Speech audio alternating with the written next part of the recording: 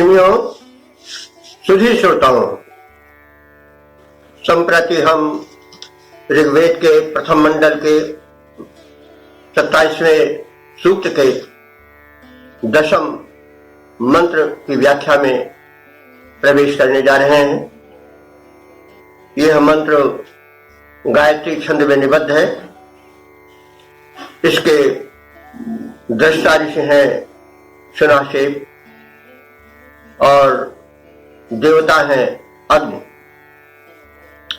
अग्नि के स्वरूप का पिछले मंत्रों में वर्णन हो चुका है। अब हम इसका शीर्षक देखें, अग्नि रुद्रवत संकट हरे। रुद्र का अर्थ होता है रोदयति शत्रुनित रुद्रा। तो उस कल्याणकारी शक्ति का रुद्र रूप भी हो जाता है दुष्टों के संहार के लिए। तो यह वैदिक दृष्टिकोण रहा है, समय समय पर इसकी व्याख्या भी होती रही है। तो परमात्मा संरक्षण में जितना सरल है, दुष्टों के भक्षण में उतना ही उग्र है। तो यहां पर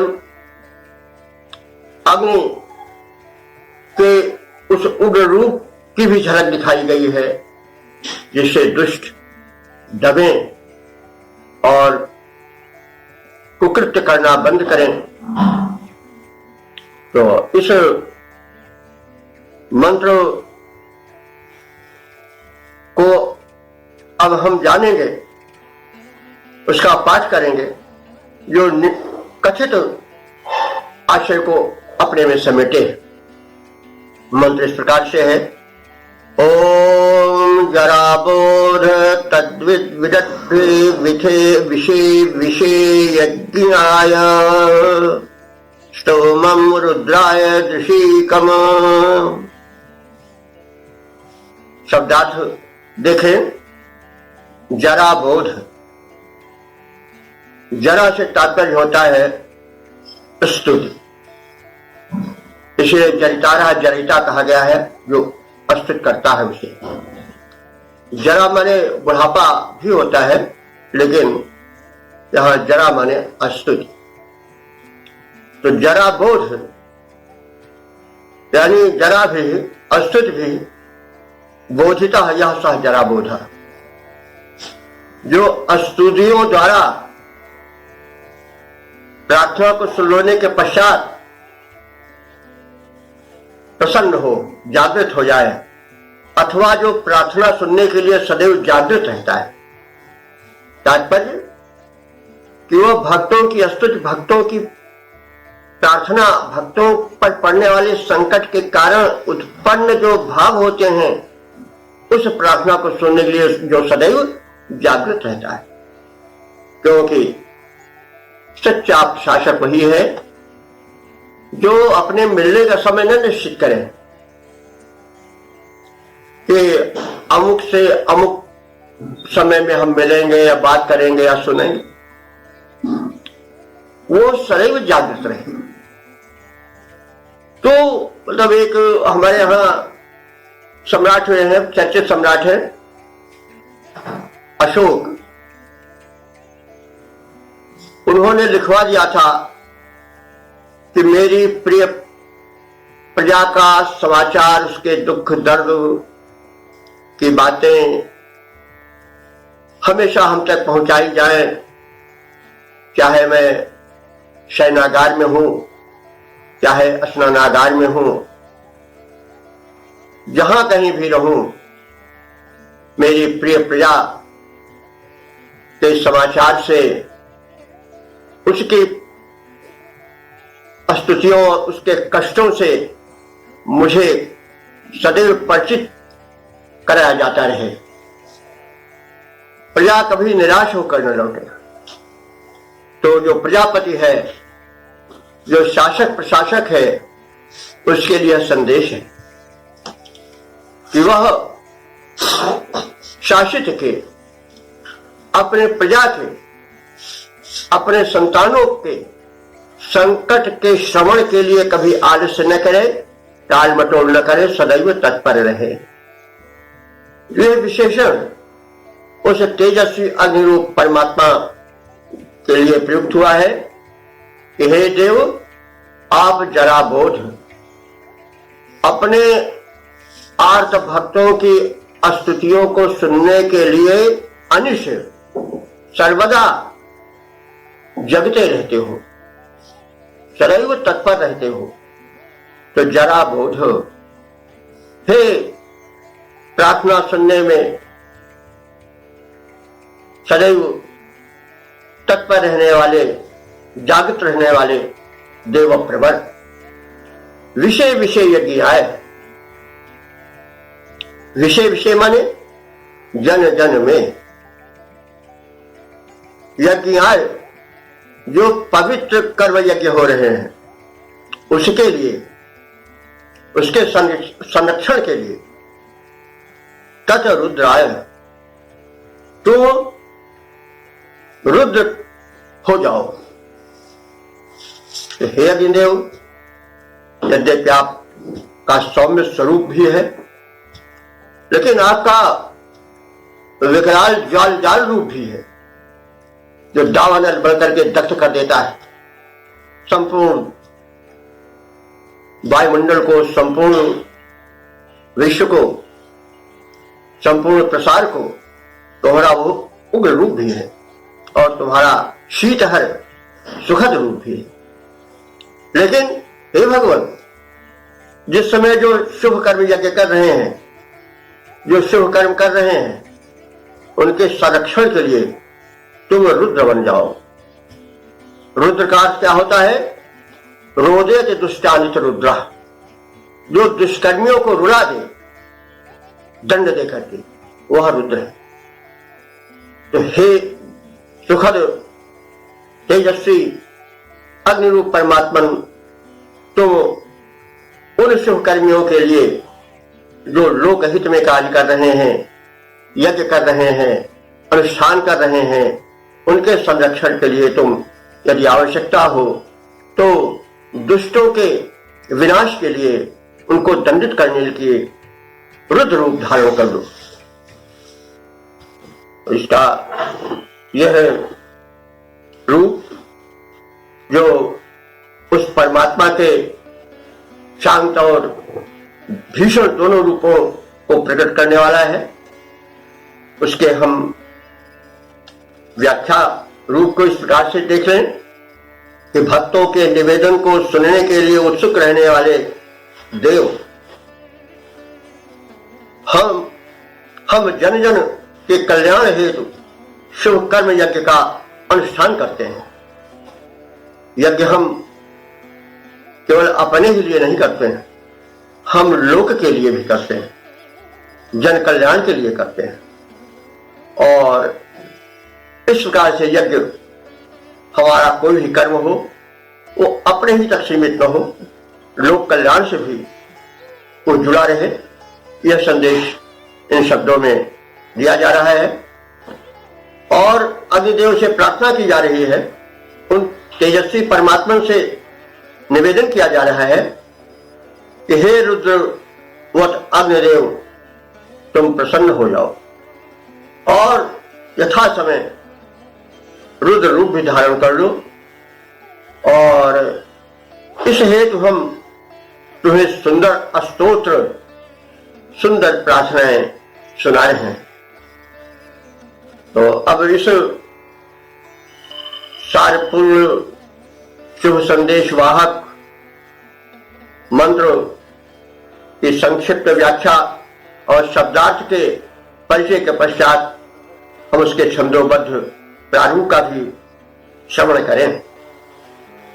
शुभ कर्म यज्ञ हम रचा रहे, शुभ कर्म यज्ञ हम रचा रहे, जन जन का होता त्राण रहे, भक्तों के नम्र निवेदन को सुनने की रहती चाह तुम्हें, उन सबके कुशल क्षेम विषयक रहती पूरी परवाह तुम्हें। यह यज्ञ हमारा पूरा हो, यह यज्ञ हमारा पूरा हो, बाधा न कहीं आने पाए, बन रुद्र रूप कर दो रक्षण, अस्तोत्र रुचिर जाते गाए, हे अनुष्ठान हो अनुष्ठान पूरा विधिवत, हो अनुष्ठान पूरा विधिवत, होता सबका कल्याण रहे, होता सबका कल्याण रहे, शुभ कर्म यज्ञ हम रचा रहे, जन जन का होता प्राण रहे, जन जन का होता प्राण रहे। ओम। वेद प्रेमियों, सुधी श्रोताओं, सौभाग्य का विषय है कि हम ऋग्वेद के प्रथम मंडल के 27वें सूक्त के 11वें मंत्र की व्याख्या में प्रवेश करने जा रहे हैं। यह मंत्र गायत्री छंद में निबद्ध है। इसके दृष्टा ऋषि हैं सुनाशेप और देवता है अग्नि। अग्नि के विषय में हम पूर्व परिचय प्राप्त कर चुके हैं। वे प्रकाश की और प्रेरणा के देवता हैं। इस मंत्र का शीर्षक है अग्निदेव हमें बल और बुद्धि प्रदान करें। तो बल और बुद्धि दो दुर्लभ वस्तुएं हैं जिनके अभाव में जीवन सारहीन हो जाता है, शक्तिहीन हो जाता है। इसलिए शक्तिवान से इन शक्तियों की याचना परम आवश्यक है। तो अब हम इस शीर्षक को समेटे हुए मंत्र का पाठ करने जा रहे हैं। ओम सानो महा अनिमानो धूमकेतु पुरश्चंद्रः धीवाजाय हिन्वतु। शब्दार्थ इस प्रकार है, यह महान अनिमाना धूमकेतु। यह माने जो विशेषण है अग्नि देव का। तो यह जो अग्निदेव महा से महान, जो बहुत महान है, और अनिमानः माने अपरिमित असीमित प्रसार वाले हैं। अग्नि सर्वत्र व्याप्त हैं, द्युलोक में सूर्य रूप में, अंतरिक्ष में विद्युत रूप में, शरीर में प्राणियों के जठराग्नि रूप में, समग्र प्रकाश ऊर्जा उन्हीं में केंद्रित है। तो इस प्रकार से अग्नि को विपुल विस्तार वाला बताया गया है, असीमित विस्तार वाला। जहां अग्नि है वहीं जीवन है, वहीं प्रकाश है। तो सह महान अनिमानः, वह अग्निदेव महान है, अपरिमित विस्तार वाले हैं, असीम है, और धूमकेतु, धूम ही उनका केतु है। केतु माने पताका। तो धूम ही यह सूचित करता है कि अग्नि यहां विद्यमान है। यत्र यत्र धूम तत्र तत्र अग्नि।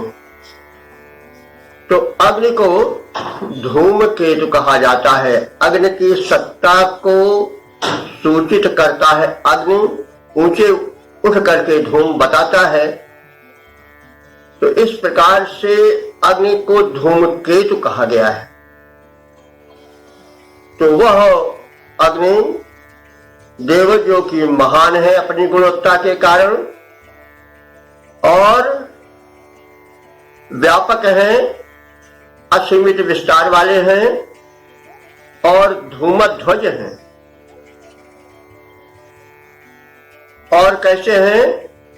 पुरुष चंद्र, पुरु कहते हैं व्यापक, और चंद्र कहते हैं दीप्ति को। जिनकी दीप्तियां व्यापक हैं इसलिए वह पुरुष चंद्र हैं, पुरः चंद्र हैं। ऐसे अग्निदेव कृपा करें किस रूप में? कि नह माने हम सबको, ध्येय बुद्धि और बाजाय अन्न के लिए हिन्नंतु प्रेरित करें।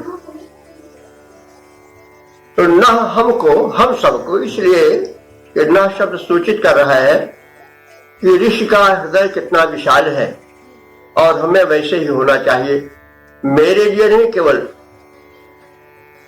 मैं नहीं बल्कि न हमारे लिए, यानी हम सब के लिए। वे हमारी बुद्धियों को हिन्नंतु प्रेरित करें। किस लिए? बाजाय। बाज माने होता है बल, और बाज माने होता है अन्न भी। अन्न से मतलब अन्न, धन, वैभव आदि। तो वैदिक युग में अन्न एक बहुत बड़ा समृद्धि का स्रोत माना जाता था। तो बाज माने बल, ऊर्जा और अन्न, समृद्धि, धन, वैभव, और धिया माने बुद्धि होता है। तो इसमें सभी चतुर्थी हैं, विभक्त में ध्येय बाजाय। तो वह अग्निदेव हम लोगों को बुद्धि के लिए, धन वैभव के लिए, अन्न के लिए, बल के लिए हिन्नंतु माने प्रेरित करें। हम लोग निरंतर प्रयत्नशील रहें कि हमारी बुद्धि में विकास हो, हमारी धन समृद्धि में निरंतर विकास होता रहे, और हमें ऐसी प्रेरणा जागृत हो कि हम निरंतर बुद्धि विकास, समृद्धि विकास, बल विकास से जुड़े रहें, संलग्न रहें। तो इस प्रकार से बल और बुद्धि प्राप्ति की प्रार्थना इस मंत्र में है। और गायत्री मंत्र में भी धीमहि धियो यो नः प्रचोदयात् बुद्धि की याचना सविता देवता से की गई है। बहरहाल बुद्धि ऐसा तत्व है जिसके कारण मनुष्य आज सर्वशक्तिमान है। भले वो घोड़ी की तरह हो, तीव्र गतिधारी न हो, सिंह की तरह प्रचंड पराक्रमी न हो, हाथी की तरह प्रबल बलशाली न हो, लेकिन बुद्धि बल के कारण वह प्राणी जगत का शासक, सर्वोच्च अधिकारी बना हुआ है। तो ऐसे दुर्लभ याचना आवश्यक है। तो इस प्रकार से हम इसके अर्थ को देख सकते हैं।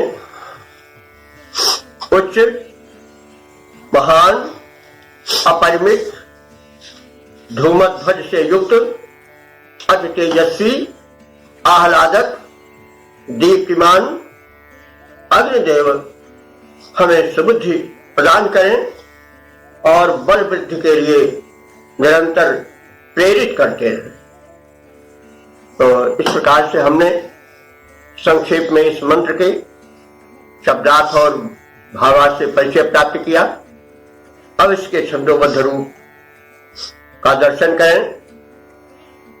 जो उच्च धूम ध्वज धारी हैं, जो उच्च धूम ध्वज धारी हैं, वे अग्नि देवता दीप्तिमान बल बुद्धि वृद्धि के हेतु हमें प्रेरित कर दे, वे हैं महान, प्रेरित कर दे वे हैं महान।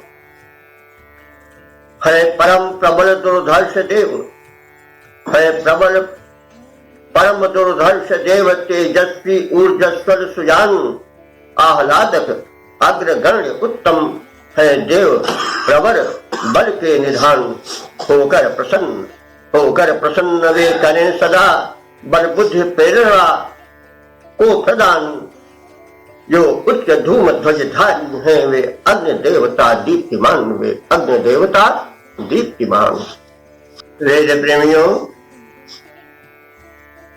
सुधी श्रोताओं,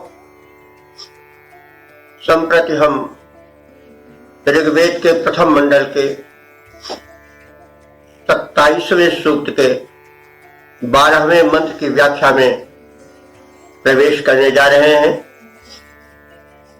यह मंत्र गायत्री छंद में निबद्ध है।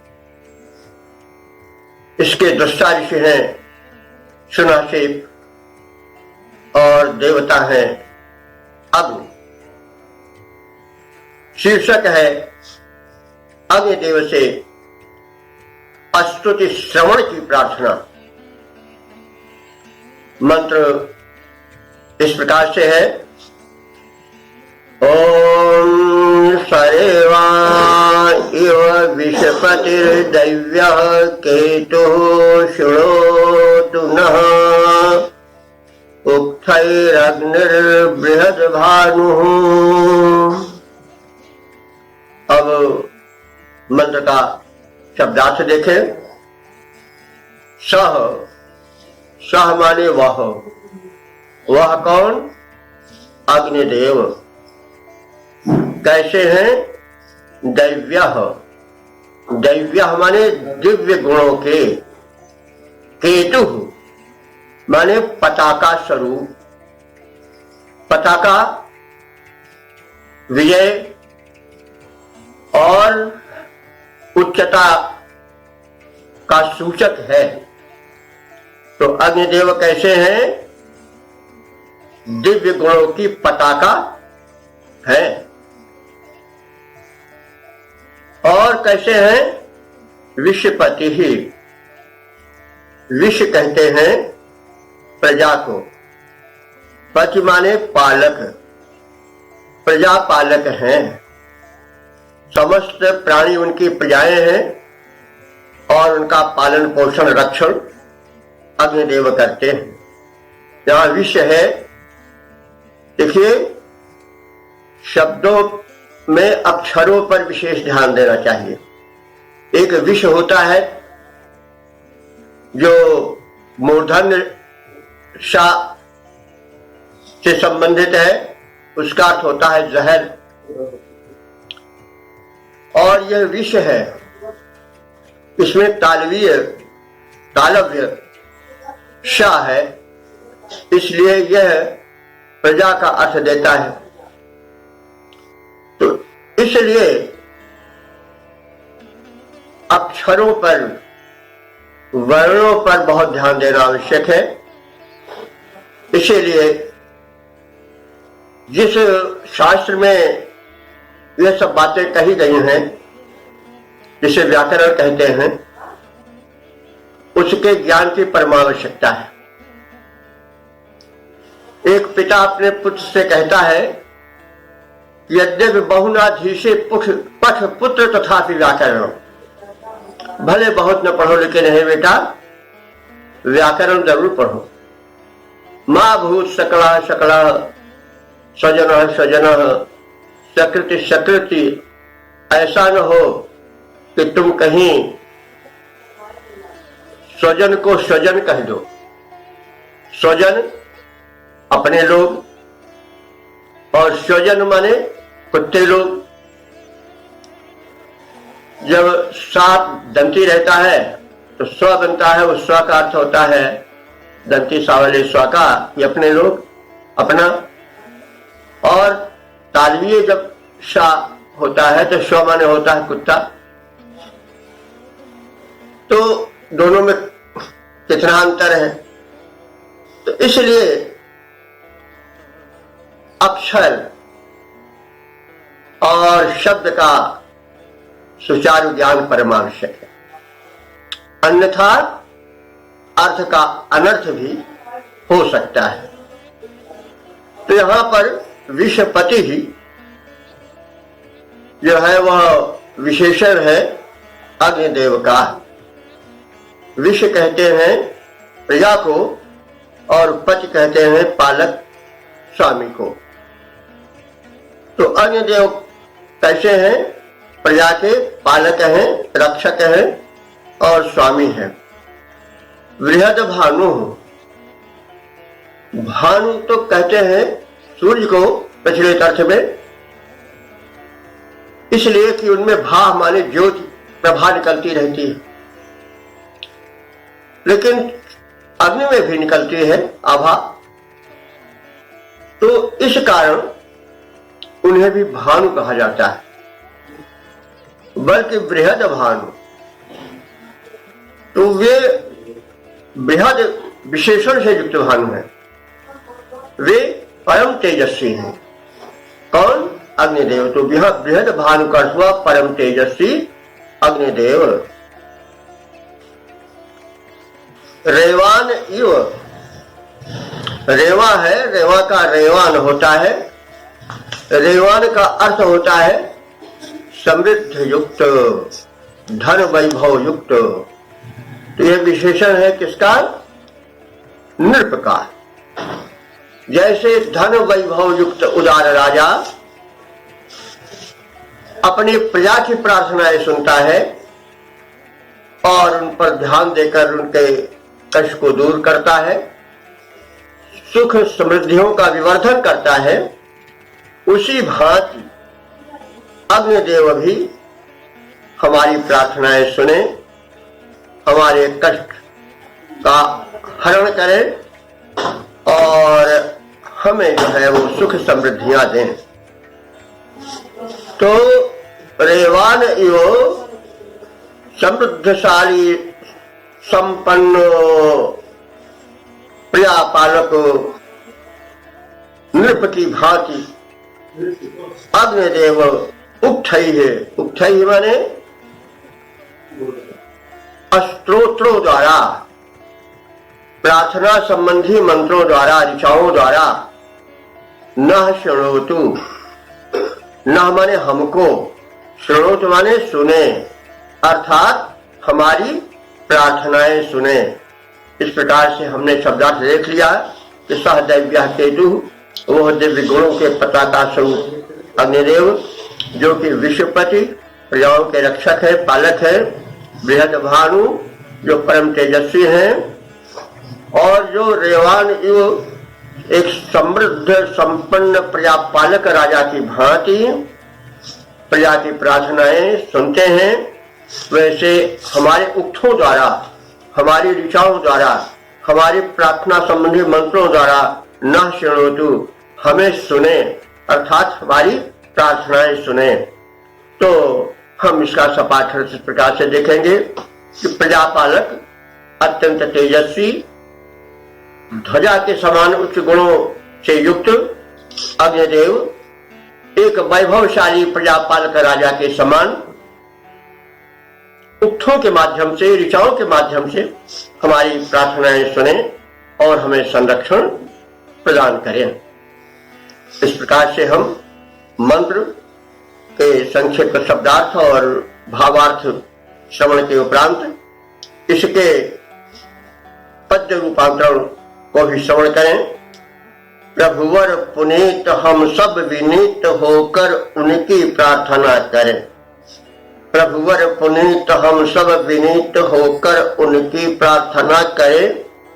वे प्रजापाल तेजस्वी हैं, ऐश्वर्यवान, अतिशय महान, उनके प्रशस्त गुण दृश्यमान, सर्वत्र उच्च झंडे समान, सर्वत्र उच्च झंडे समान। जैसे वैभवशाली भूपति, जैसे वैभवशाली भूपति निज प्रजा निवेदन सुनता है, हरता है उनके कष्ट और सहाय यथावत करता है। हम सब की स्तुति श्रवण करें, हे नाथ हमारे क्लेश हरें, हे नाथ हमारे क्लेश हरे। प्रभुवर पुनीत हम सब विनीत होकर उनकी प्रार्थना करें, होकर उनकी प्रार्थना करें। ओम प्रियात्मन, वेद प्रेमियों, सुधी श्रोताओं,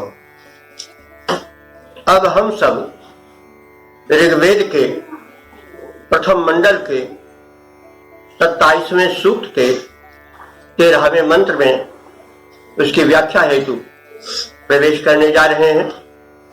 यह मंत्र इस सूक्त का अंतिम मंत्र है। इस मंत्र को ऋषि ने त्रिष्टुप छंद में निबद्ध किया है। त्रिष्टुप छंद 44 वर्णों वाला होता है। इस मंत्र के दृष्टा ऋषि हैं आदिगर्त सुनाशेव, देवरात वैश्वामित्र और देवता देवगण है। तो देवगण से प्रार्थना की गई है कि वे हमारा जीवन नमनमय कर दें। शीर्षक है नम्रता भरे जीवन की चाह। तो समर्थ मनुष्य की शोभा नम्रता में होती है, और जब नम्रता का गुण हट जाता है तो समृद्धि, उच्च गुण, विद्या, बुद्धि सब दुर्गुण के पर्याय बनने लग जाते हैं। तो विद्या विनयन शोभते, धर्म विनयन शोभते, सब कुछ विनय से शोभा पाती है। और बरसहि जलद भूमि न्याराय, यथा नवहि बुद्धि विद्या पाए। तो नम्रता बड़ा भारी भूषण है। तो इसी नम्रता की चाह इस मंत्र में की गई है। और नम्रता हेतु, क्योंकि नम्रता आना बड़ा कठिन है, स्वाभाविक है कि जीव धर्म अहमिति अभिमाना, जीव में अहंकार का प्रवेश बड़ी जल्दी हो जाता है। इसलिए नम्रता का आना उतना सहज नहीं है जितना शब्द नम्र सहज है। इसके लिए सहाय हेतु देवताओं से प्रार्थना की जाती है, और सभी देवताओं से, विश्व देवा से प्रार्थना की जाती है कि आप हम सब में नम्रता के गुण भरें। तो इस प्रकार से नमन गुण के वृद्धि हेतु प्रार्थना युक्त इस मंत्र का पाठ कर लिया जाए। ओम नमो महद्भ्यो नमो अर्भकेभ्यो नमो युवभ्यो नमः आशिनेभ्यः। यजाम देवान यदि शक्नवाम मा ज्यायासः संशसा वृक्षि देवाः। शब्दार्थ जाने। महाभ्यो नमः, महान यानी बड़ों को नमस्कार। नमः योग चतुर्थी होती है, इसे सब में चतुर्थी का प्रयोग है। तो महाभ्यो नमः, जो बड़े हैं, वृद्ध हैं, उनको नमन है। और अर्भकेभ्यो नमः, ऐसे नहीं कि जो बड़े हैं उन्हीं को नमन, बल्कि अर्भकेभ्यो नमः, बालकों को भी नमन है, क्योंकि बालक में बड़े गुण है। बंदो बाल रूप सही रामू, सब सिद्ध सुलभ जपत जहि नामू। तुलसीदास जी ने बाल रूप राम की सर्वप्रथम वंदना की। राम के जितने रूप हैं उनमें सबसे प्रथम उन्होंने बाल रूप की वंदना की। क्यों? कि बालक में भगवान के सात्विक गुणों का प्रवेश होता है। बालक को देखे वो सदैव प्रसन्न रहता है, उसकी मुख मुद्रा देखिए तो बड़ी आकर्षक लगती है। यद्यपि सोचिए तो बालक तो इतना निर्बल रहता है प्रारंभिक अवस्था में कि वह न उठ सकता है, न बैठ सकता है, न चल सकता है, न उसके पास कोई बैंक बैलेंस है, न कोई ऐसा सहारा है जिसके बल पर वो अपने को बहुत बड़ा मान सके। लेकिन फिर भी बालक प्रफुल्ल रहता है, जैसे वो सब कुछ प्राप्त किए हो। जबकि मनुष्य तमाम समृद्धियों शक्तियों के होते हुए भी जब देखो तब उसका चेहरा 12 बजे वाला रहता है, उसमें प्रफुल्लता नहीं रहती। और प्रसन्नता स्वयं परमात्मा का रूप, इसीलिए बालक को परमात्मा का रूप बताया गया है। तो बालक के गुण अनुपम है, इसलिए ऋषि ने बालकों को नमन किया है। जवानों को नहीं पहले किया है, पहले वृद्धों को किया है, क्योंकि वृद्ध अपने अनुभव से सबसे बड़ा होता है। भगवान जब दर्शन देते हैं वृद्ध रूप में ही दर्शन देते हैं। उसके बाद फिर बाल स्वरूप की वंदना की।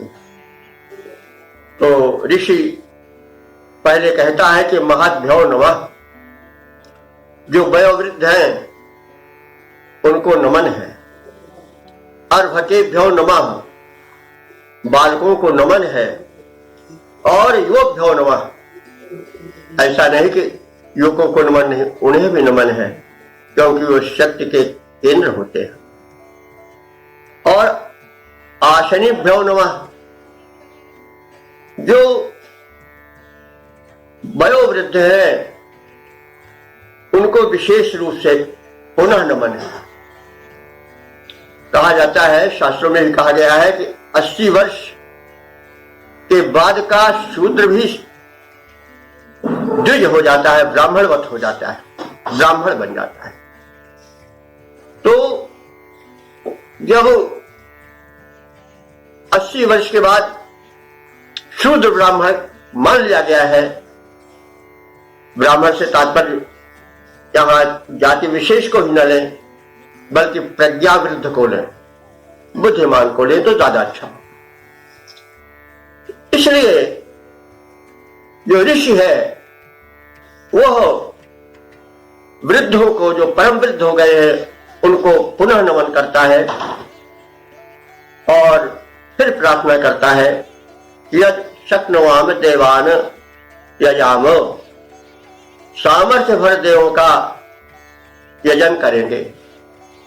हम यथाशक्ति जितनी हमें बुद्धि है, जितना वैभव है, जितना बल है, जितनी समृद्ध है, उन सब के साथ हम देवों का यजन करेंगे। शक्नुवाम देवान, शक्नुवाम देवान माने देवों की यजन करते रहेंगे। यजामह, और यजन से संयुक्त रहेंगे। ज्यायः आशंसम मातृधि, ज्यायः, ज्यायः माने जो हमसे श्रेष्ठ हैं उनके, आशंसम माने स्तुति में, प्रशंसा में, सम्मान में हमसे चूक मत होने पावे। ज्यायः आशंसम मातृधि, यह सूक्ति परक वाक्य है कि जो श्रेष्ठ जन है उनके सम्मान में हमसे कहीं चूक न हो। ये चूकें हो जाया करती हैं, इसलिए ऋषि ने अंत में निष्कर्ष रूप से कहा है कि जो श्रेष्ठ हैं उनके सम्मान में हम चूके नहीं। ऐसा बल हमें दो, ऐसी प्रेरणा हमें दो। तो इस प्रकार से इस मंत्र में कहा गया है कि हम अपने जीवन को नमन पूर्ण कर दे, प्रार्थना भरा कर दे, नम्रता का प्रतीक बना दे, और इसलिए हम सबको नमस्कार करें। सिया राम है सब जग जानी, करो प्रणाम जो युग पानी। जो हमसे बड़े हैं, जो छोटे हैं, जो युवक हैं, जो वृद्ध हैं, हम उन सबको नमन करते हैं, प्रणाम करते हैं। हम सामर्थ्य भर देवों का यजन करें और हे देवताओं, अपने से बड़ों के सम्मान में हमसे कभी चूक न हो, ऐसी आपसे प्रार्थना है। ऐसी शक्तियां आप हमको प्रदान करो। तो इस प्रकार से हम इस मंत्र के शब्दार्थ और भावार्थ को संक्षिप्त जान लेने के पश्चात इसके छंदोबद्ध रूप पर ध्यान दें। वो शक्ति हमें दो शक्तिमान, कर्तव्य निभाते ही जाएं।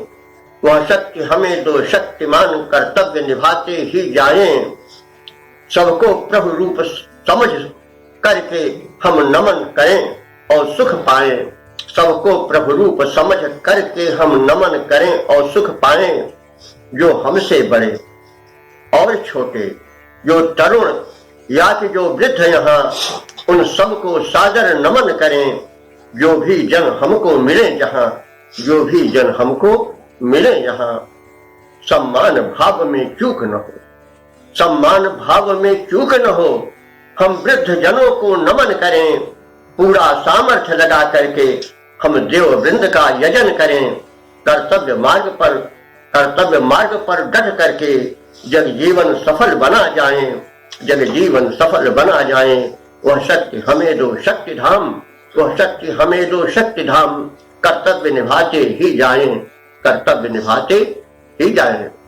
इस प्रकार से इस सूक्त के समापन वाले मंत्रों के शब्दार्थ भावार्थ छंदोबद्ध रूप निरूपण के पश्चात अब हम इस सूक्त के संक्षिप्त रूप का परिचय प्राप्त कर लें।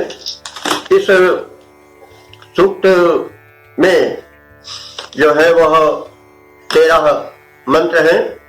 12 मंत्र गायत्री छंद में निबद्ध है, 13वां मंत्र त्रिशुभ छंद में निबद्ध है, जो कि 44 वर्णीय होता है।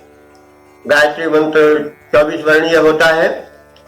12 मंत्रों में, इस सूक्त के 12 मंत्रों में अग्नि, 13वें में देवगण, कुल देवगण बंदित हुए हैं। और सब मिला करके ऋग्वेद के जो मंत्र अब तक व्याख्यायित हुए हैं उनकी संख्या 312 है। तो इस सूक्त में सर्वप्रथम अग्निदेव की महिमा का, उनकी जीवनोपयोगी शक्तियों का वर्णन किया गया है और उनसे अनुकूल रहने की प्रार्थना की गई है, क्योंकि अग्नि ही सर्वत्र प्राणी मात्र के संरक्षक है। वे द्युलोक में सूर्य रूप में, अंतरिक्ष लोक में विद्युत बनकर विराजमान है और भूमंडल पर वे सामान्य अग्नि के रूप में दृश्यमान है। मनुष्य के भीतर जठाग्नि बनकर व्याप्त है। इस प्रकार से अग्नि ही सब कुछ है और हम जानते हैं कि धरती भी पहले अग्नि का एक गोला थी और अग्नि ही के जरिए इसमें जीवन है, धड़कन है। तो इस प्रकार से अग्नि की महत्ता वर्णन के पश्चात उनकी स्तुति की गई है और स्वयं में आराधक ऋषि कर्तव्य पालन की और सतपथ पर गमन की शक्ति प्रदान करने की प्रार्थना अग्निदेव से करता है। वह अंधकार भरे जीवन में प्रकाश भरे और निरंतर आगे बढ़ने की प्रेरणा देते रहें। अग्नि स्वयं ऊर्ध्वगामी है, वे हमें ऊर्ध्वगमन अर्थात ऊंचे उठने की प्रेरणा भरते रहें और हम अपने कर्तव्य पालन में सदैव सजग रहें। हमारा जीवन नम्रता से भरपूर हो जाए, हम कहीं ओछे और विशृंखल न बनने पावे और हमारा जीवन सदैव सामाजिक उत्तरदायित्वों का निर्वहन करता हुआ नम्रता का एक प्रतीक बन जाए। हमारा गुण, हमारी नम्रता विश्व में झंडे की तरह ऊंची होकर के फहराए। ऋषि इस प्रार्थना के साथ इस सूक्त का समापन करता है और इसी प्रकार से वह श्रोताओं को, वेद प्रेमियों को यह संदेश देता है कि उनका जीवन अग्निवत तेजस्वी हो, अग्रगामी हो, ऊर्ध्वगामी हो, नम्रता से भरा हुआ।